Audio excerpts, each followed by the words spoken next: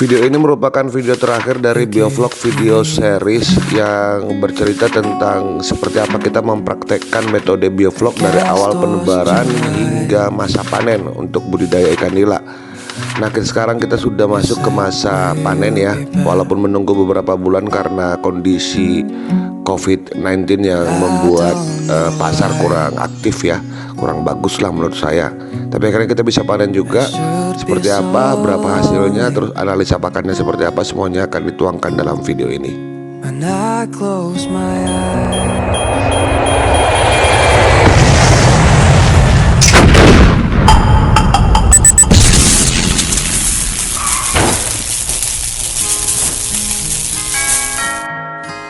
Halo kawan-kawan, jumpa kembali di channel vlog Bang Gulo, channel yang membahas segala sesuatu tentang budidaya ikan nila. Setelah menunggu sekian lama ya, kolam biovlog kita Learning by Doing yang berisi ikan nila sebanyak 1.500 ekor akhirnya kita bisa panen juga di minggu ini. Dan tentunya ini merupakan video terakhir dari video biovlog series kita, pembelajaran tentang biovlog yang kita beri nama Learning by Doing dari tahap awal hingga masa panen. Pada deskripsi video ini saya juga sudah lampirkan link-link video dari masa pembuatan kolam, sterilisasi kolam hingga masa pemeliharaan dari minggu ke minggu tentang seperti apa budidaya ikan nila dengan sistem biovlog di kolam diameter 4 ini. Nah, buat kawan-kawan yang mau lihat atau mau nonton videonya bisa cek deskripsi video ya. Di situ sudah lengkap semua dari minggu pertama hingga minggu terakhir. Dan kali ini kita masuk ke masa panen. Kolam belajar kita di video biovlog series ini adalah kolam diameter 4 yang berisi kurang lebih sekitar 150 ekor per meter kubik. Ini saya tunjukin dulu kolamnya yang ini. Dan ini sudah kita tebar atau sudah kita pelihara lebih dari 5 bulan lebih ya, bahkan 6 bulan. Hal ini karena kondisi pasar yang tidak bagus, kita tidak bisa jual ikannya kemarin. Masalahnya di situ aja.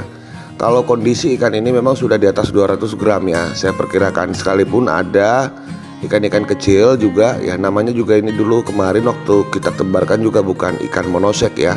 Ini bibitnya juga kurang bagus. Kalau kawan-kawan bisa tonton di video penebaran bibit juga kelihatan apa masalah yang sudah terjadi di kolam Learning by Doing kita ini. Nah, berkat bantuan teman-teman kita akhirnya kita bisa panen dan menemukan pembeli ya, yang mau membeli ikan kita ini dalam kondisi hidup. Nah, ini akan saya tunjukin ke kawan-kawan. Untuk panen kita hari ini memang kita membuka 2 kolam ya. Kolam yang ini dulu pernah bermasalah ketika mati lampu atau listriknya korslet ya, sehingga menewaskan kurang lebih sekitar 230 kg ikan nila. Dan ini adalah sisanya. Nah, untuk panen kali ini kita akan menggabung kolam ini, kita bongkar juga.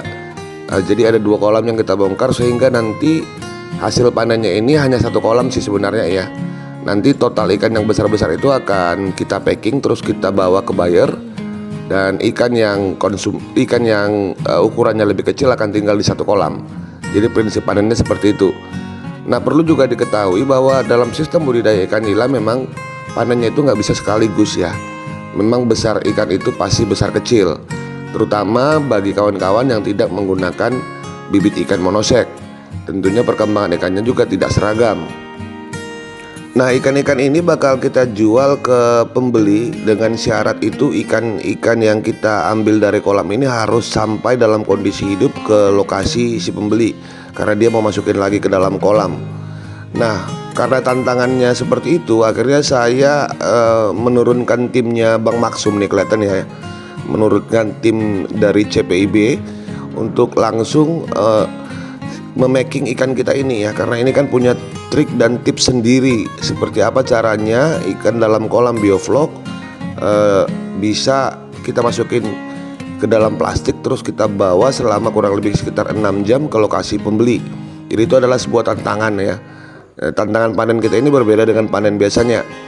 Makanya saya meminta bantuan dari Bang Maksum dan kawan-kawan ya, untuk bisa mewujudkan niatan si pembeli ini, ikan-ikan ini nyampe ke tempatnya dalam kondisi hidup. Nah, kawan-kawan bisa lihat bahwa timnya Bang Maksum ini dan rekanan ABK kita itu mengambil ikannya dengan menggunakan jaring hapa seperti ini ya. Jadi tidak menggunakan serokan yang biasa kita gunakan kalau panen.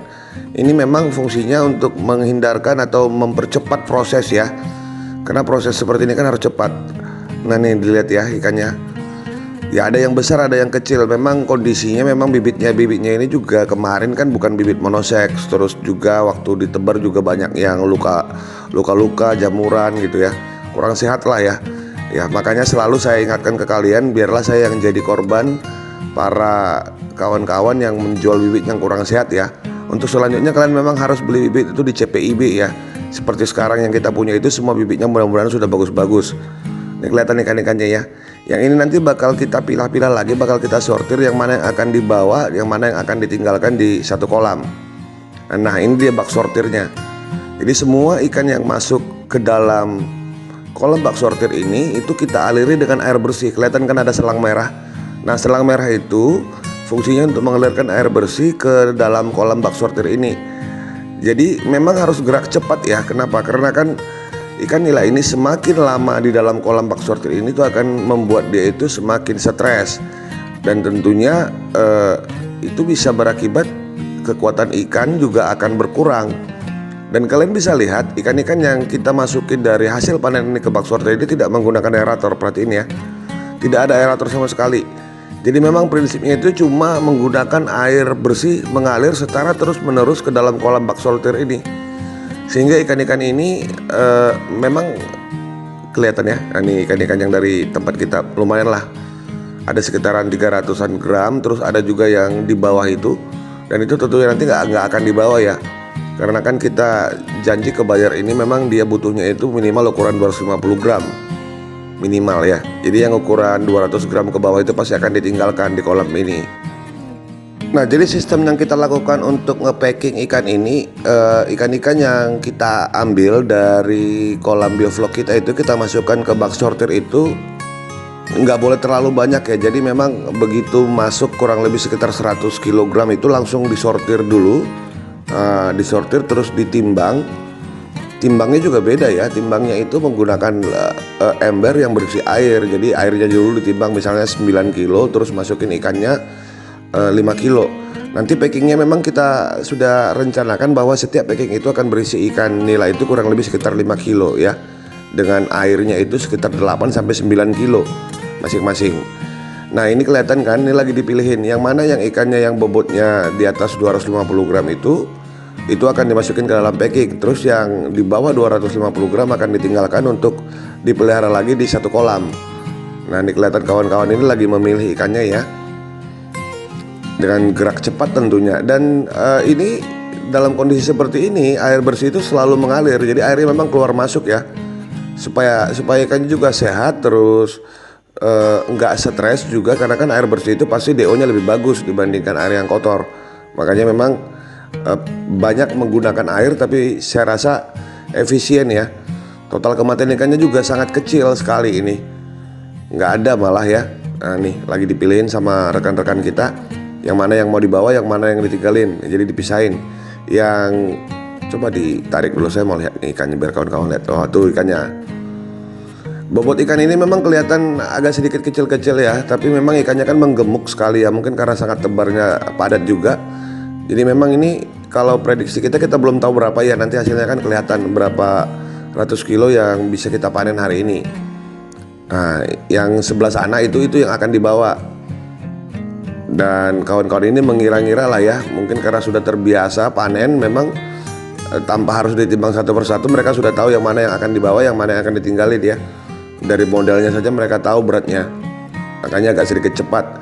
Nah inilah keuntungan memang ketika kita panen ini menggunakan orang-orang yang sudah terbiasa ya. Rekan-rekan Bang Maksum ini kan sudah terbiasa mengelola ikan ya, biasa panen, jadi sudah biasa sortir. Dan hal seperti ini mungkin hal yang gampang lah buat mereka. Dan itulah sebabnya kenapa saya minta mereka itu untuk memanen kolam saya ini, karena kan tantangan sendirilah. Dan juga buat kawan-kawan bisa jadi masukan buat kalian seperti apa panen yang baik ya, cara panen yang baik. Bibit yang ada di dalam kolam bioflok kita ini kan kemarin itu memang sebagian besar kita ambil dari pembibitan yang belum CPIB ya, sehingga memang kualitas bibitnya juga bisa dikatakan diragukan. Kalian bisa tonton videonya ya, video ketika kita menebarkan bibit, karena kan semua video bioflok series itu sesuai dengan kejadian nyata yang kita alamin. Jadi memang tidak bisa dibuat-buat. Dan untuk kolam learning by doing kita ini kan hampir 850 ekor itu bibitnya dari si pembibit yang mengirimkan bibit kurang sehat. Tapi sisanya itu adalah bibit-bibit kita. Nah ini kelihatan ya ikannya lumayan ya. Untuk ukuran dari tebar ukuran 2-3 inci, sekarang sekitar 6 bulanan itu kurang lebih ke 300 gram. Sebenarnya lambat ya, tapi ya kondisinya juga di 2 bulan terakhir itu kan kita menggunakan pakannya itu pakan berkualitas rendah ya, pakan yang memang kita buat untuk menahan panen. Jadi memang tentunya dengan kualitas rendah pakannya pertumbuhan ikan juga akan lambat ya. Tapi itu akan lebih bagus sebenarnya menurut saya. Kenapa? Karena kan kondisinya memang kolam ini kan lama panennya gitu. Lama panen bukan karena ikannya tidak mau besar, tapi karena bayarnya belum ada yang pas kemarin. Sehingga memang kita harus memelihara ikan ini dengan baik supaya tetap hidup. Nah, tapi saya kemarin kan menggunakan pakan yang berkualitas rendah supaya pakannya juga nggak terlalu berat ya. Karena kan kondisinya kita ngundur panen atau menunggu pembeli. Jadi memang kita kasih pakan yang berkualitas rendah kurang lebih 16% ya. Saya gunakan pakan Turbo T79 untuk menunda masa panen ini. Kurang lebih sekitar 2 bulan lebih juga saya menggunakan pakan itu. Nah panen kita kali ini memang agak sedikit beda ya. Kenapa? Karena kan kita harus memperjuangkan atau berusaha agar ikan-ikan yang sudah kita panen ini bisa tetap hidup, bisa tetap sehat sampai ke kolam si pembeli. Dan ini merupakan tantangan yang sangat berat ya sebenarnya.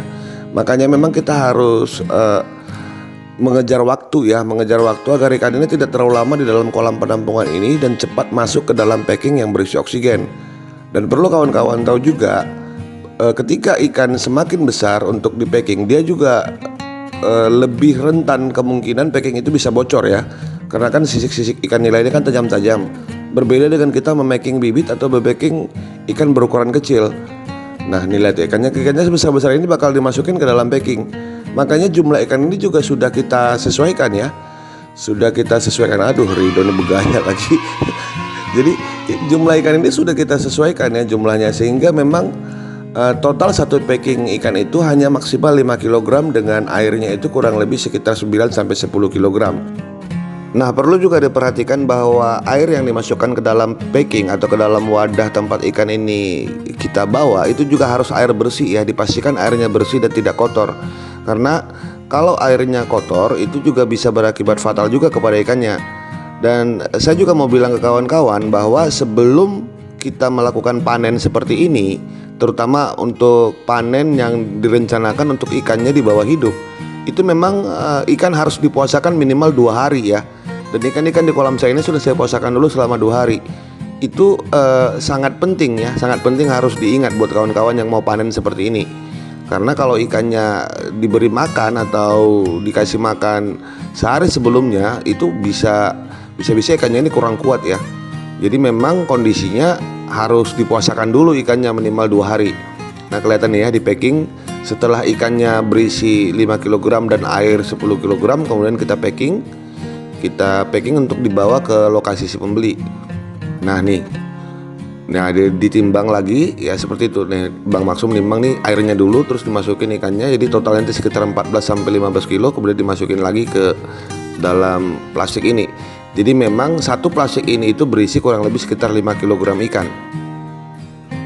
Nah saya juga mau bilang, setelah ikan dipuasakan kurang lebih 2 hari, 1 hari atau semalam, contoh kita mau panennya hari ini, maka dari tadi malam itu sudah saya masukin air baru ke kolam kita ini ya. Itu fungsinya untuk mengeluarkan kotoran-kotoran ikan yang ada di dalam perut ikan atau di ususnya itu supaya keluar.